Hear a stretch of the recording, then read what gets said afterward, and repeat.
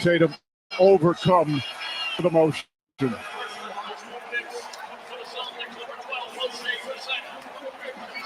There's only one thing that mattered to him this year.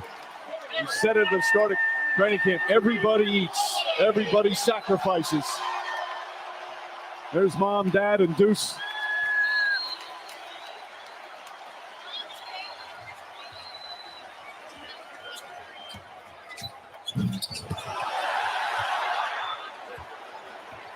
Pritchard, who hit that half-court shot at the buzzer. He did another. A terrific year for Pritchard. Hauser caught fire in the finals. And now Dallas will dribble it out. This crowd on its feet, the best team in basketball all year. All the work, all the sacrifice, handling the enormous weight of massive expectations. Ends tonight here. It's over. Time to say it again, Boston. Anything's possible. Banner number.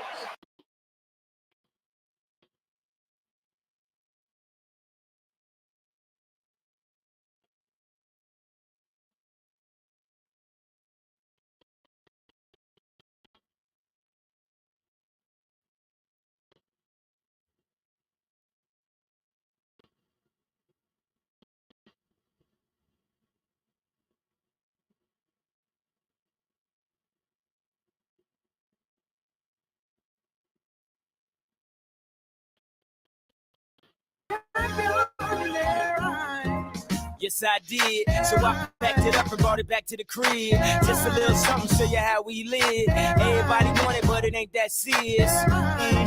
That's that shit. So if you gon' do it just like this. Did you realize that you are a champion? You don't see just how wild the crowd is. You don't see just how fly my style is. I don't see why I need a stylist. When I shot so much I can speak Italian. I don't know, I just want it better for my kids. And I ain't saying we was from the projects, but every time I want to lay away or deposit, my dad'd say when you see close your eyelids. We was sort of like Will Smith and his son. In the movie I ain't talking about the rich ones, cause every summer he'd get some brand new hairbrain scheme to get rich from. And I don't know what he did for dope, but he'd send me back to school with a new wardrobe. And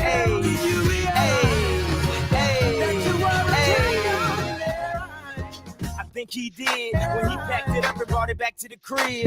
Just a little something, show you how we live. Everything I wanted, man, it seems so serious. That's that shit. So if you gon' do it just like this.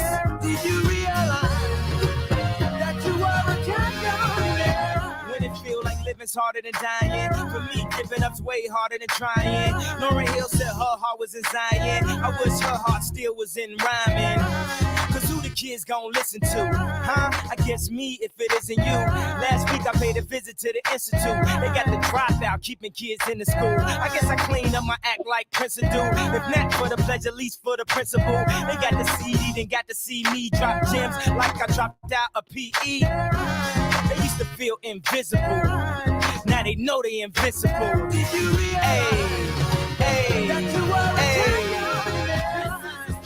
Champion. Runners in the market, they pop the gun. Stand up, here he comes. Tell me what it takes to be number one. Tell me what it takes to be number one. This is the story of a champion. Runners in the market, they pop the gun. Stand up, here he comes. Tell me what it takes to be number one. Tell me what it takes to be number one. Did you realize that you are a champion? Yes, I did. So I packed it up and brought it back to the crib. Just a little something, show you how we live. Everybody want it, but it ain't that serious. That's that shit. So if you gon' do it just like this. Like this. That you are a champion.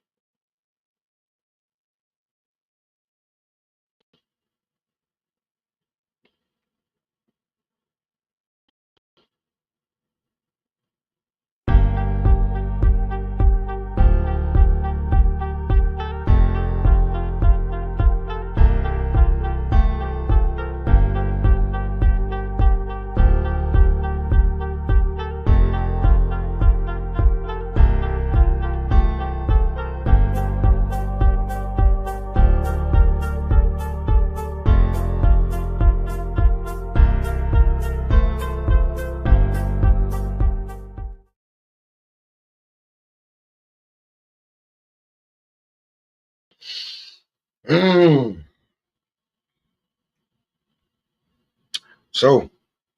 are y'all happy? Are you happy now? Are you happy now? Everything that people wanted, you got it. Jason Tatum got final. Jalen Brown got final MVP. Jason Tatum and the Boston Celtics finally won their championship. What else? What else could there be to talk about? All right. Are you happy that Boston back on top? Because the narrative for the entire playoffs and the finals, one of the dumbest shits I ever heard before in my fucking life. Seriously. How in the fuck would you be worried about who's the better player when you have, or who should get what? When you don't know, like, is Jalen Brown the same level as Jason Tatum? Sure. If you want to say it like that. But if you don't know basketball, I wouldn't even talk to you about it. They didn't even play them. They didn't even play these guys the same way. And Jalen Brown was able to capitalize on that by far. Easy. And the game plan was simple.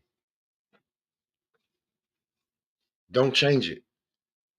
They're gonna double, they're gonna switch, they're gonna cheat to wherever Tatum is. Jalen, when you get the ball, attack. And whoever else. If you see it, attack. Knock down the open shot. Don't worry about finals MVP. Finals MVP is great. You play for that. Once you get your money in, you get everything situated. Once you're at the top, you play for that. What he's holding up, that's what you play for. And brothers in arms, they got both trophies. They got both trophies that you're supposed to have. Now the question is, now that you couldn't drive a wedge between them, what are you gonna do now? What are you gonna do now? Because they're both paid. Jason's about to get paid. Jalen just got paid. And when people do so much bullshit in the air, like why Jalen ain't this, why Jalen didn't get that. Listening to the players talk now and figuring out how they pay these players. Oh hell no. Because if the team's looking down the line, if Jalen Brown is an all NBA player and Jason Tatum is an all NBA player, how the fuck do you pay them?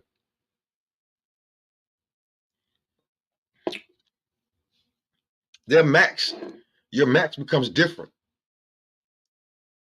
when you have the accolades and everything. That's why Jason and Luka are about to break the bank, and we thought Jalen just broke the bank. So is Jalen Brown any less of a hooper? Hell no. Jalen Brown hoop his motherfucking ass off, man. You know, but neither one of them, which is funny as hell, they are one-on-one players, and neither one of them have the best handle. Kind of crazy, but they're explosive. One has more of a laid back, and one is more he's more aggressive. And Jalen Brown is more athletic than Jason Tatum. But I think they play great together. And for everybody trying to break them up, for what? For what? Took them 7 years. It took all the great 7 years. Took just about all the great 7 years, just about, man, before they find themselves, let alone win championships. You got these two kids right here had to sit behind a number of players that they brought in to be number one over them, for them to learn under.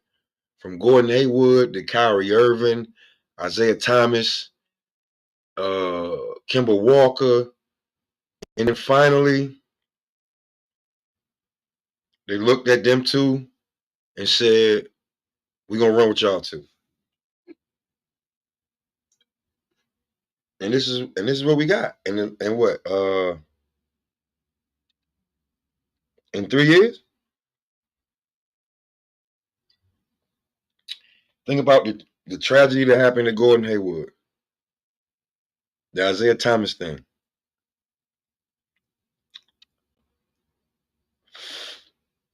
Kyrie Irving. They had Kemba Walker there. All those guys had cachet and names over these guys.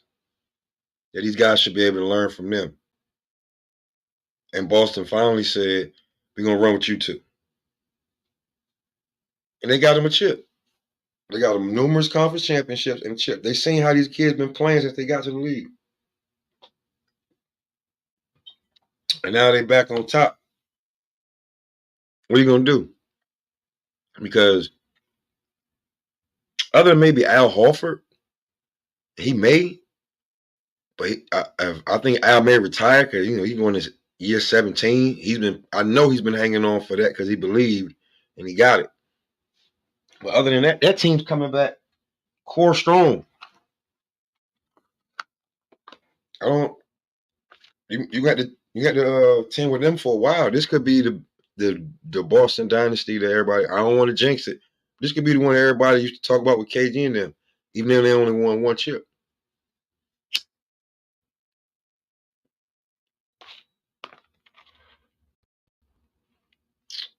Right now they're at the top of the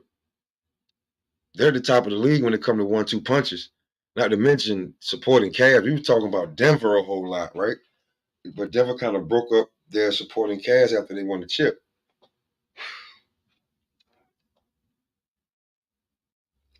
This Boston squad is a problem, and it's been a problem.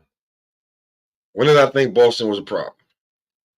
When they really, I'm not gonna say they hit my radar, but when they became like this crazy problem, probably 2021. I was sitting in county, and I remember in the middle of the season, Boston was 17-17, and somebody was telling me like they was like Boston could run in them, but I was like, man, get the fuck out of here, right? And then I started, and then as the week started to go by after the All-Star break, I had like, yeah, I think Boston. I was like, yeah, I think Boston might be the ones, and they ended up after that All-Star break, they ran it. They ran the table on niggas. Ended up ending first in the conference, and then when they played Brooklyn, I was like, yo, they're gonna beat Brooklyn. Like they play too well together on both sides of the court. They play too well together every way. Transition, diving, loose balls, rebounding, defense, passing, scoring, attacking the basket, being unselfish, setting the pick, running the plays. Everybody know what they got. They play too well together. Eventually, it's gonna happen. I think they swept Brooklyn. Now I'm in jail. Niggas is mad at me. Mind you, we in New York. Niggas like, oh, this nigga's a Boston fan. I'm like, yo, listen, bro. Them niggas caught fire after the break. Brooklyn is these niggas, the ISO squad, in and out of the damn thing. That shit like how you expect them to beat these guys? They beat them. I'm like, yo, I want Milwaukee to win, but it's looking like Boston got them. What was I think? They beat Miami too, right? To get in there. They beat Miami to go. They get you the chip. I was just like, they hooping, but but this is Steph's year. This was his year to prove, finals MVP. I need all of this. I need all of this. All that talk, I ain't going for none of that shit. So they ran into a buzzsaw. Then the year before that, Denver got nothing crazy. Denver won the chip. They didn't make it. But now, 7 years in, how do you contain them? How do you contest with them? And they're babies. You have to deal with these boys for at least another 4 years. Because if Brown just got his deal, Tatum about to get the extension, how do you deal with them? Fuck all that damn that bullshit that ESPN and you know, all the other podcasters, oh, who's the better player? Ooh, ooh, That don't even fucking matter, bro. Because when you've been there and lose it, and you should have won because you really was the better team. And when you get back and everybody doing all the talking, and break this up and try to get you and your brothers in arms to go at each other. And then to win, what y'all gonna say now? What y'all gonna say now? I like basketball. Like my favorite team I just picked the team. I like Ant-Man and I like Ant-Man. So I'm gonna rock with Ant-Man. But this Boston squad right here. And let me explain something to you. I'm from Carolina. It is tough to be sitting here rooting for this Duke nigga. It is tough. But he one of them special Duke players that you gotta give him his credit. And they won this chip, man. They beat Dallas. They didn't fall into the hype of Luka. They didn't fall into the hype of, you know, this is Kyrie's redemption and this, that, and the third, and how do you guard Kyrie and blah, blah, blah. Nah. We're gonna play our game. We already done beat them. We ain't gonna talk about how we beat them already. I didn't know that they had beat them by 40 already this year. That team just don't match up well with them. They have the players to match up against Dallas, which is basically matching up against Luka. Off the switch, can everybody rotate? And they can rotate. They have guards from 6'5". They have guys out there from 6'5" to 6'9", 6'10". It just flows when everybody. You know, it's a different. You know, the only stocky one up there that's like the muscular guys, Holiday, but White's lanky. You know what I'm saying? Everybody else has, you know, long arm, has reach. It'll be hard to. Next few years, you know, it's gonna be hard to beat Boston, bro. Boston may be what we thought Denver would be. Could be. Because they can match up against anybody. With Porzingis, if they can keep him a little bit healthy or not, it's gonna be rough to fuck with them, man. On a whole nother level. And that's just what I think about, you know, when it comes to that Boston squad. That Boston squad gonna be rough to play with. I mean, too many players wanna it's comfortable. I don't think nobody really want to leave like that. So I really think that when it comes down to it, now you got to find a whole new narrative to play with. It's not gonna work. You keep trying to call out. You keep trying to say who's the better player, who should be, whose team it is, that shit ain't about to matter right now with them, man. Especially in the finals, that was the narrative that y'all had in the finals. Whose team is it? All it is to get to the finals, y'all want to talk about whose team it is. It's the fucking Boston Celtics team. Whoever owned it, that's who fucking team it is. Motherfuckers is retarded. Whose team is it? Who bought it? That's who team it is. Whoever bought it, that's who team it is. Shit is crazy. Worrying about in the finals.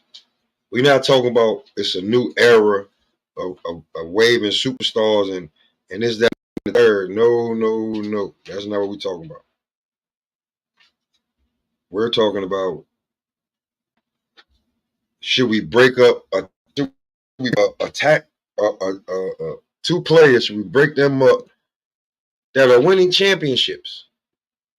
I mean, that are winning Eastern Conference championships and going back and been to the final twice in the last 4 years. You're saying should we break them up? Not the Clippers, who can't stay healthy enough to play with each other. Not them, right? We don't want to talk about that. Not the Lakers, who we need to figure out who the fuck gonna help LeBron get his next chip. Not that, right? Not even the Hawks, where you can see what is it time for Trae Young to move on, or can they build around him? Not that. We want to talk about the team that actually did everything right this season. Y'all want to talk about breaking them up. Must be some of the dumbest shit I have ever seen. And this is why I had stopped watching basketball, because there's nothing to talk about. How the fuck would you want to break up the team that's doing everything right? Like, you never heard about breaking up the Spurs. You never heard about getting rid of, they didn't win this year, so, maybe Duncan don't need Ginobili and Parker no more. Oh, this Kawhi, this Kawhi guy, who is this? You never talking about breaking up other squads. Why would you talk about breaking up this squad that has been consistently winning? You ain't falling short too much. It's basketball. Sometimes shit happens. You expect it to win, but you don't. But you just had your faith in these two young guys, under 25, under 27. You had your faith in them for 2-3 years. Why would you break them up? Yeah, they've been together for 5, 6, but why would you break them up? You had somebody in front of both of them each time.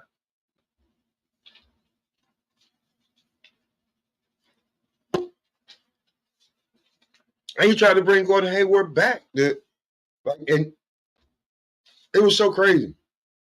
If I'm not mistaken, the Eastern Conference, that year that Cleveland went and they lost, they didn't have Kyrie, right? And Kyrie didn't even show up for Game 7. When Boston lost that game, right, Tatum and Brown was balling. They were balling. The next year, they tried to go back to a whole new damn format. Hand somebody else the reins of the team. So, kudos to the Boston Celtics. People, find you another narrative to run with. Them dudes are going to be together for a second. I wouldn't let them go anywhere. If one wanted to leave, I'd be like, where you going? You ain't about to leave him. We winning. What you want? You want to go try to win by yourself so you can do it? Not in this league. And they're going to try to trade you to a team that you ain't got shit with. You got to rebuild. Do you really want to rebuild right now, the prime of your life? Or do you want to keep going and just keep adding pieces and could possibly do something that ain't been done in 30 years? You guys could get 2 or 3 rings back to back. You have the talent, the team, experience, the wherewithal. You got the coaching. You got the organization. Who really can fuck with you if you keep the outside interference out? That's what I got to say on that one, Now let's get to the second part of the show. Let's get to the gossip and the bullshit.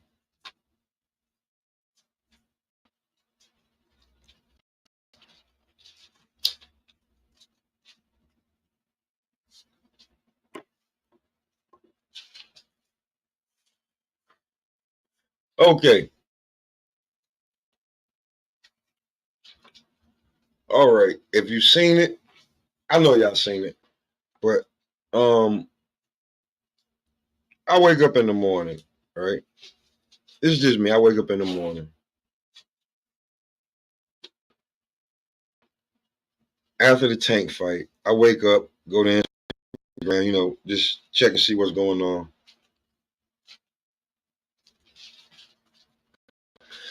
I see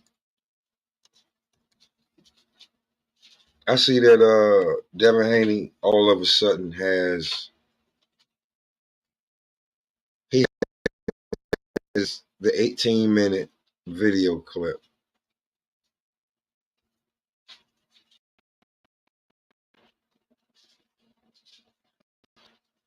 He has an 18-minute video of him.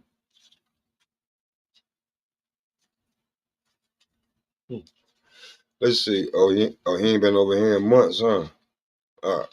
So it must still be on Instagram.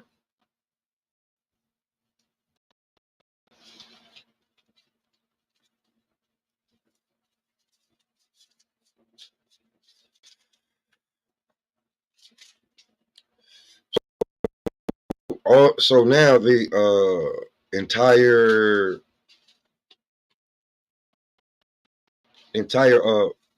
sparring session has emerged.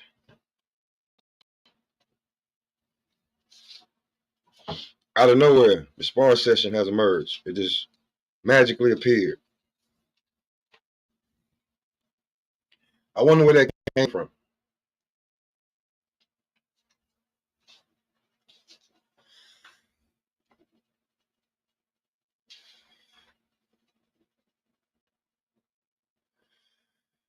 Do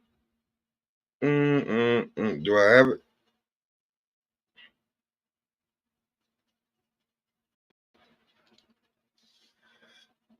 In fact, I don't even want to go there without. But yeah, it was so amazing to me that shit just popped up right out of the blue, right after Tank had his first event without you, without needing you and everything. First thing pops up is Devin Haney in the Tank Davis sparring session.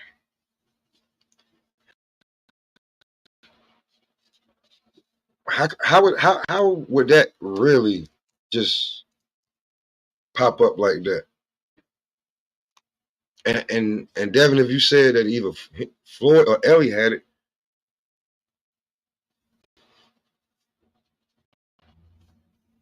I wonder how did you get it?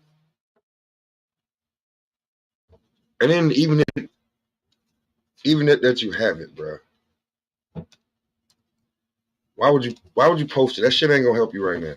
Just being real, that shit ain't gonna help you right now.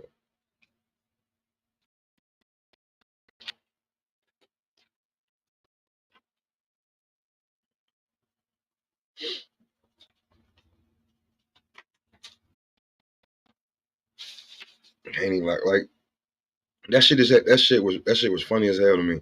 That all of a sudden after Tank big win without Floyd.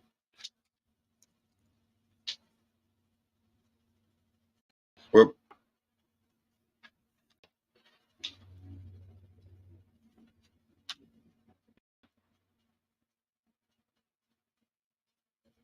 yeah, it should have seemed boom, bing, bow.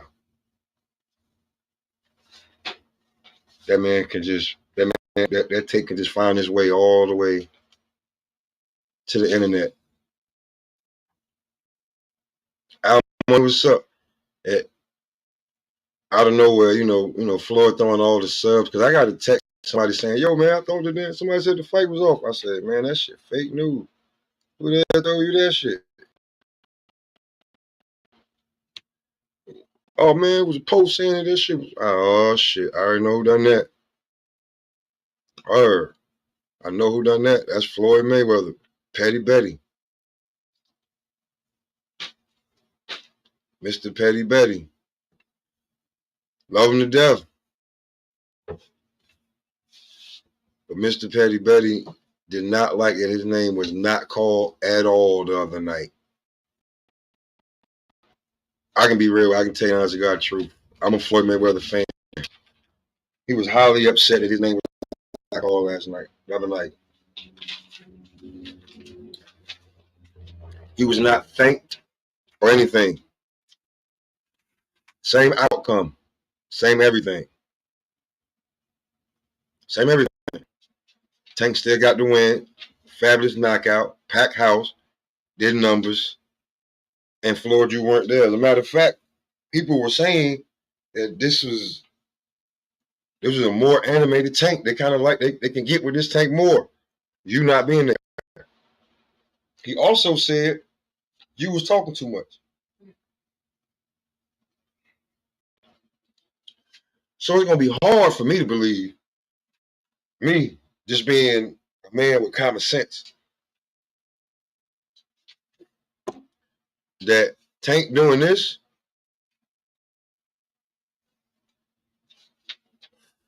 without you being there.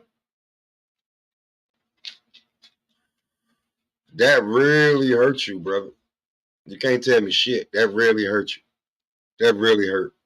Your feelings are hurt. You upset with that one. Not a telling me that you ain't upset about Tank Davis, your protege, going out there and having a major event and you not being there. You not even being taught, not even saying thank you. Matter of fact, you literally are the butt of the joke in that bitch. And your name, nobody, no, Leonard Ellaby didn't say your name. None of the other boxers, like other than,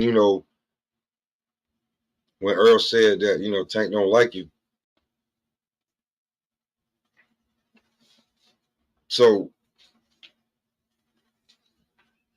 Floyd, this happens. You got to get over it, bro.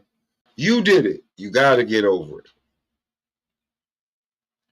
Oscar left Bob because he felt he could do better. He wanted to go out there and do on his own. You left Bob. You bought yourself out.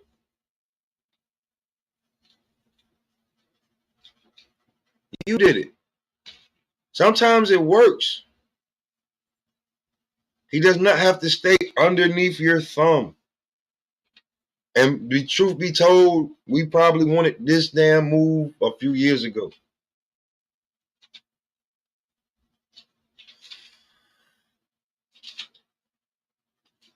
But just because he's leaving and he's got a deal, and he did a deal without you knowing, what do you think was going to happen, brother? If he's your protege, he's going to know savvy business moves. And if you're as bad as you say you are, some of these people that are with you is close long enough to get away from you. And when a better opportunity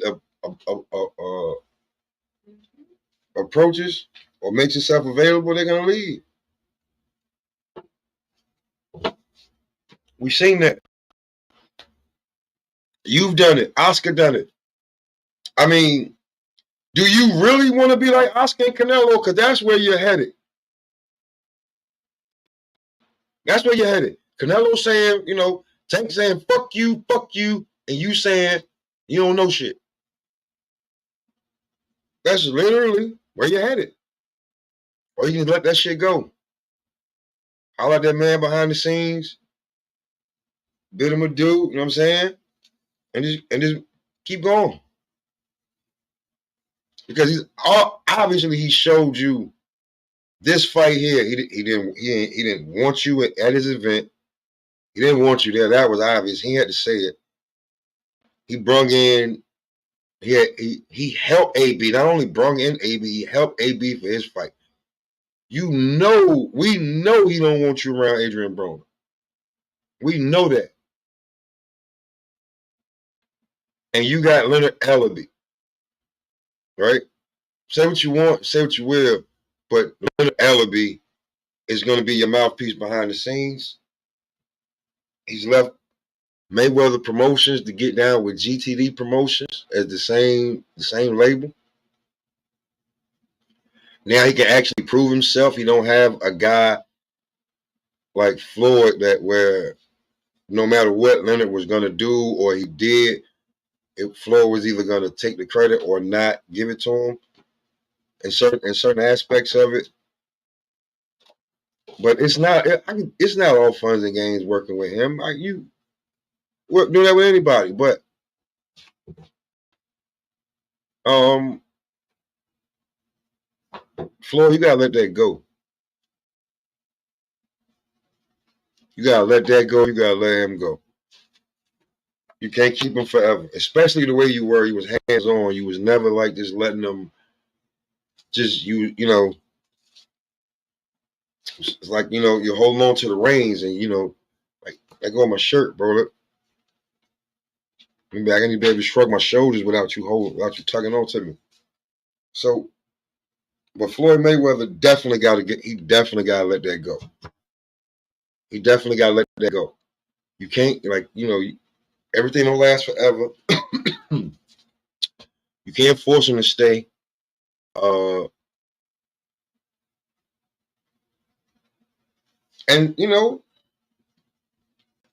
grow up as a grown man. Just grow up, bro. Grow up. Let that man go. Yeah, you gotta let the bullets breathe, like Big used to say. Cause you thinking that you can just hold on to him, like, bro, like motherfuckers ready to go. He tired. He want to do his own thing. You blocking it. You want to do this. You're saying, you're doing this. You're deterrent. Like, come on. We all know what this been going on for years. And if somebody just wants to go be their own man, I don't see the problem in it. Maybe encourage it. Hey, go out there and see what you can get. Don't let come back. We come back. We can see we can work something out. Because we would never got you if you didn't break away. Man, Tank been pound for pound, man. The hate come with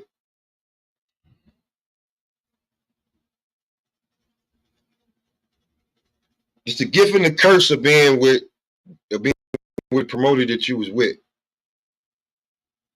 If Tank was with anybody else, bro, if he's with Top Rank and he had to fought the same amount of opponents, he'd be ranked on the pound for pound list. Are you crazy? From being from 126 to 140 and back to 135 and knocking niggas out, ain't no fucking way he wouldn't be pound for pound.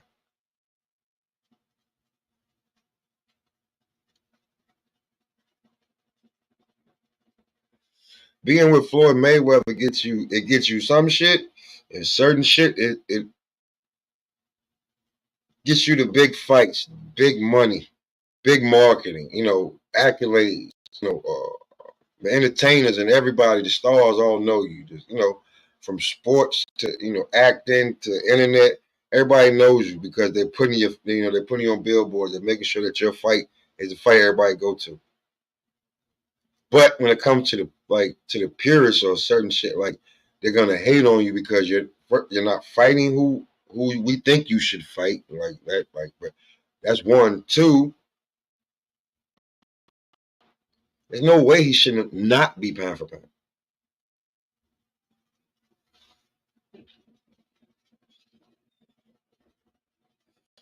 But when you're under somebody else's tutelage, like, yeah, you're the fighter, you're the boss. But when you tell a motherfucker to go get you something, he come back. You tell him to go get you.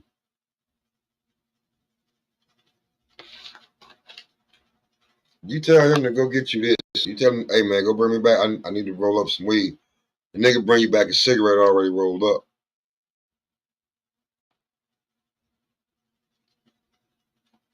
And he's saying that's it. I'm not going back out there to get you. You know what I'm saying? He telling you this weed, but you don't know it's already rolled up. And that's what you're stuck with. And he bring back nothing else. He bring you back 3, 4 rolled up cigarettes. Some may have weed in them, some may not. But the shit, he bring you back pre-rolls when you want to do it yourself. They're like, that's not what I asked for. Even if it is weed, it's not what I asked for. I want to do it. It's not what I asked for. And when motherfucker keep constantly bringing you what they think you want, not what you asked for, even if it's benefiting you, eventually you're gonna deter. But it won't be as soon as like if you ask for weed, the motherfucker was bringing you a drink, or if you ask for a drink, the motherfucker was bringing you weed or cigarette. You know what I'm saying? Like he's bringing you the opposite. He's bringing you what you wanted, just not the way you want it. That'll leave you fucked up. It'll leave you upset. It'll leave you looking crazy. And one to one sort of people were like the boxing, as we like want to say peers or whatever, and they're saying you're not fighting. We want you to fight. Blah blah blah blah blah. You got everything, but they will fault you on being pound for pound on some shit like that. But when it comes to the casuals, motherfuckers who's gonna pay and they're gonna get dressed up and go to the shit, to them, you the shit because you knocking motherfuckers out. They don't know who you knocking out. They just know you knocking them out.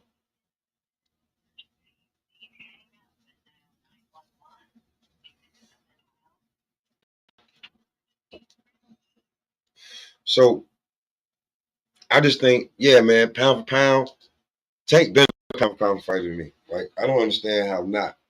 And then the guys that he beat have moved up in weight class and won belts or had success. So how is Tank not a pound for pound fighter? Started at 126. He's been at 130, been at 135. He went up to 140, back to 135. What he had 136 pound. That's one. But yeah, so and he's had knockouts at all these weight classes. He's won belts at these weight classes. And if you want to say that belt that he won from Mario Barrios didn't matter, that was Regis Prograis' way of getting back to Josh Taylor. And Tank won that belt and just was like, I really don't give a shit. Went right back down to 135 where he felt comfortable. So pound for pound fighter, definitely.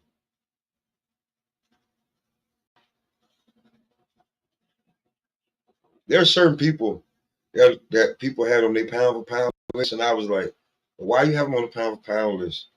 And he hasn't changed weight classes, if ever, in about 4 or 5 years. Why do you still have him on the pound for pound list? He's set at that weight class. Pound for pound fighters are different than regular. Pound for pound does not mean that you are actually the best. It means your skill set works different weight classes, right? Somebody asked me this on Murderers Row Sunday. And they was like, what do you think about, because not far-fetched, right? Because he said, Boot saying he put everything from 147 to 168 on notice, right? And at the time we was talking about him, and he was like, well, do you think that, well, actually, Lord of the Rings brought it up, because about a month ago, we were talking about Jihad, and he was like, he don't think Jihad ready. But then when we was finished talking about it, he probably went and looked at it, and he was like, well, what do you think about, he said, do you think Boots is a better pound for pound fighter? I mean, is Jihad a better pound for pound fighter than Boots? Or does he have a better resume? Think what, does he have a better resume? And I was like, in 13 fights, he's 11-1-1. He still has a tougher resume. Because not only he started at 140, but right now he's at 160. He's 154 pounds. He might be a middleweight now because he's still growing. But I was like, Boots has a lot of pushovers and washed up motherfucker on this shit. And he's been at one weight class since he started. He's been at 147. I'm not mistaken. Most of his fights are at 147. So you got majority of your 30 fights at 147. Nobody can say that motherfucking name that you beat that was worthwhile. Only nigga name that we know that you actually beat, and we can say it regularly, is fucking Karen. Where's Delorme? But he was washed up, so we know that you beat a Karen. So you got 30 fights. Jihad has 13. We don't know the guys you fought. People can say that they don't know the guys Jihad fought, but they know that the guys that Jihad fought were not no motherfuckers that you should have been fighting. So at the time, he was saying that if Boots want to move up, in the next 2-3 years, should he fight Jihad? I was like, that would be a good ass fight.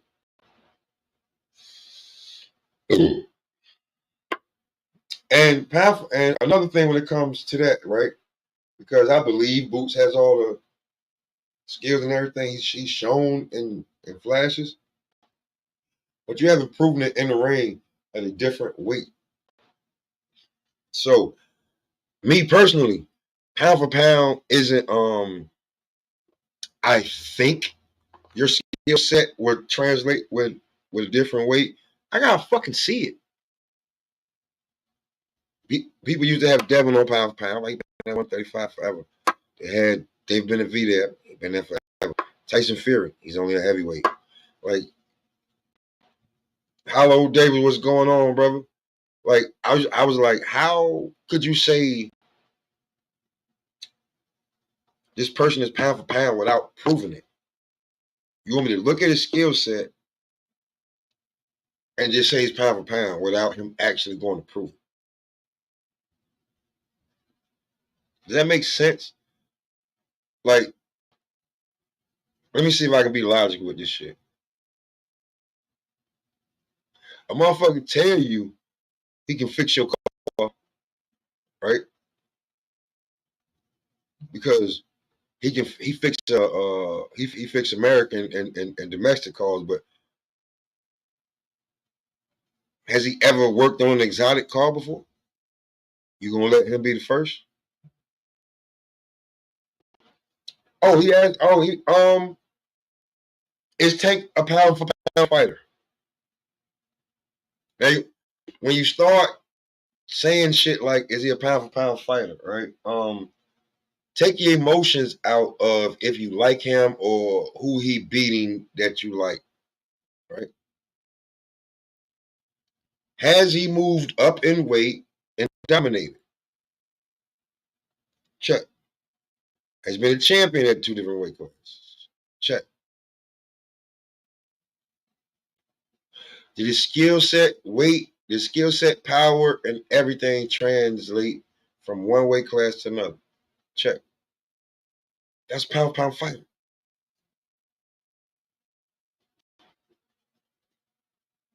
Pound for pound doesn't mean that you look good in one weight class against other motherfuckers who may went up and down, or did you just you fighting and that makes you pound for pound? No, that makes you a great fighter in your weight class. The pound for pound list is not same as the best boxer list. The most dangerous, heavy hitters, knockout ratio. No, pound for pound is that's what people cling to. Pound for pound. So you say, I can't put Usyk on my pound for pound anymore. I can't put Usyk on my pound for pound anymore because he's a full-fledged heavyweight. He's been a full-fledged heavyweight for about 3 years now. And he's not going to go back down to Bridgerweight, Cruiserweight. I had him on pound, like when he first moved to heavyweight and won, yeah, he was on my pound for pound list for about a year. But he can't be on my pound for pound list. He's full-fledged heavyweight.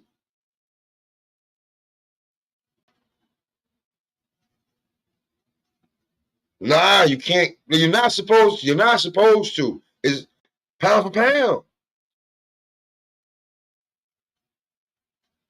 Because he can come in weighing whatever he wants. Just like for this fight against Fury, he came in weighing heavier. Then you like, I don't count heavyweights. Like I'm taking like it ain't taking nothing away from the heavyweights because when you start thinking about like your biggest punchers, they're heavyweights.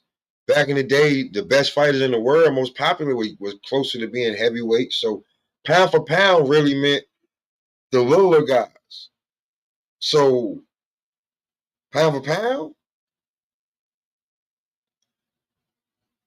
love Usyk, but he went. If that was the case, then Deontay Wilder should have been on the pound for pound list forever because he was the smallest heavyweight for about 10 years. At least 10 title defenses. Deontay Wilder was the goddamn smallest motherfucker, so he should have been on the heavyweight list, just knocking motherfuckers out. Or everybody he fought was bigger than him, was bigger than him. So, like, I got Bud on as one, Tank as one, Inoue as one. Gosh, yes. Canelo's on the pound for pound list. Shakur Stevenson's on the pound-for-pound list for me. Teofimo Lopez is on the pound-for-pound list for me.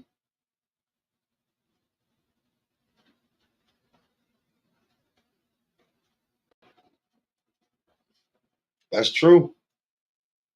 Don't because we seen how Roger. You see nigga telling the stories about how Roger Mayweather was beating up, was knocked that heavyweight out, and Roger never fought no more than goddamn 147 pounds. If I'm not mistaken, 140 pounds. So,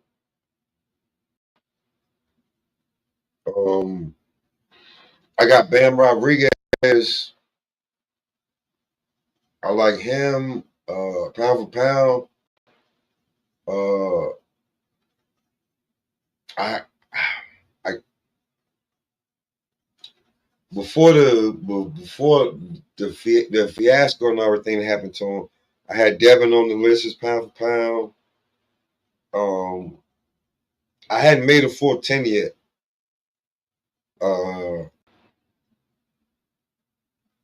I do have Bam up there. Pitbull Cruz.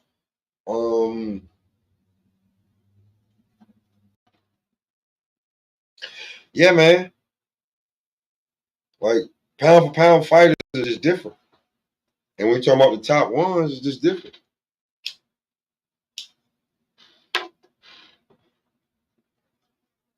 It's not taking away anything from any other fighter. Like Earl Spence, a pound for pound fighter? No. Is Jermell Charlo pound for pound fighter? No. Jamal? No. Not anymore. How can you be on the list when you ain't moved up? David Benavidez? No.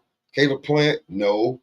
You know what I'm saying? Like, these dudes can't be like Dimitri Bivol? No.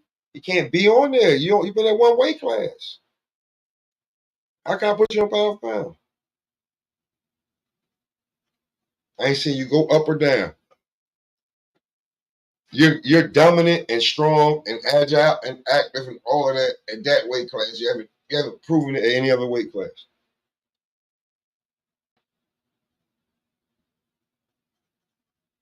Are you top 10 pound for pound? No. Some of you niggas aren't even on haven't even proven to be pound for pound fighters. In my opinion, that's how I judge pound for pound. Everybody else has changed the criteria or not changed it and used the old fucked up way. I remember somebody told me that. Oh, I was like, man, that shit sounds stupid. How you pound for pound if you ain't proven? Somebody explain that to me. How you pound for pound if you don't prove it? If you don't go through weight classes whooping on niggas, how you pound for pound? Like, I think one of the greatest pound for pound fighters, if to me, maybe not, Thomas Hitman Hearns went from 135 to 175, knocking niggas the fuck out. Winning belts.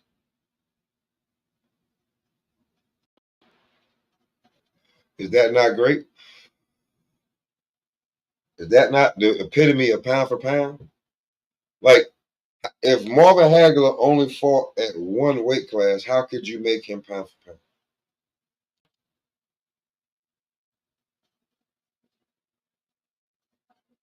How is Marvin Hagler a pound for pound fighter if he only fought in one weight class? Because he beat pound for pound fighters? That don't put you on the pound for pound list. Especially if you ain't switch up. If you ain't never leave the weight class, how does that make you pound for pound?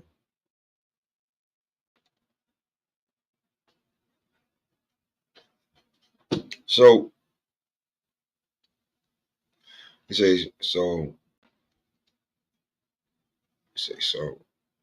am I to assume you have Bud, Canelo, and Inoue on your list for the simple fact that the fight by the seven weight classes makes sense? Yeah. And if you continuously doing it, like we had Bud on the pound for pound weight, like I'll be real with you, I love Bud to death. But he was just sitting around waiting, right? So we had him on the pound for pound list for the longest time, and he hadn't moved. He hadn't moved. Like it's crazy. The same criteria that I disqualified Usyk for, Bud wasn't disqualified for. Because because of criteria, because he kept winning, right, at that weight class, and he never didn't move up. But like, if he wins this fight coming up in August, like he's bona fide, certified, can't leave pound for pound list because he's been from 135 to 154.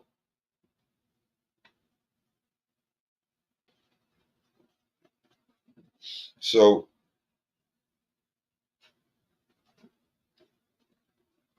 Bud, Inoue, Canelo,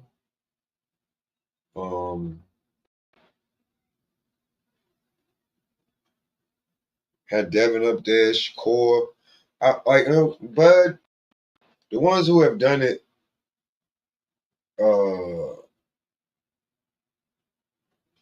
in recent fashion, right?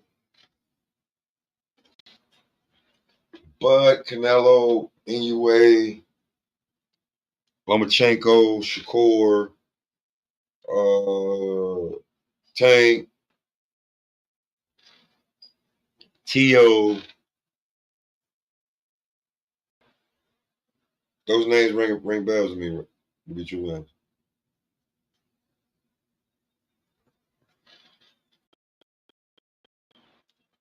I like Young Bam. I like Bam. Devin Haney has proven, through going up in weight class and shit like that. Yeah, man.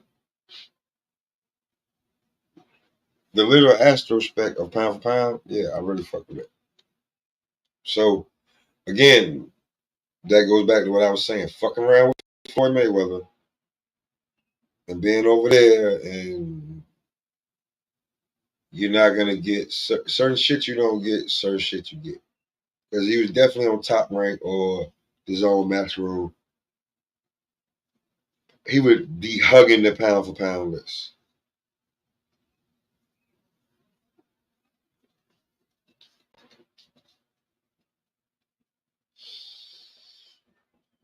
A win period probably was, but that KO we would be expecting it because for some reason niggas don't because we ain't never heard of this guy and you look at his record and then you be like, how the fuck he even get Charlo belt? Expecting but to knock him out. So he gonna be damned if he do and damned if he don't. If he win a 12 round unanimous decision and look great, I told you can't do that at every And then if he knocks him out, he's like, well, who is that dude? It ain't Charlo. So it ain't gonna matter, bro. But they would definitely make him number one if he goes up there and do that. Coming off of Undisputed and go up there and win the belt. Definitely.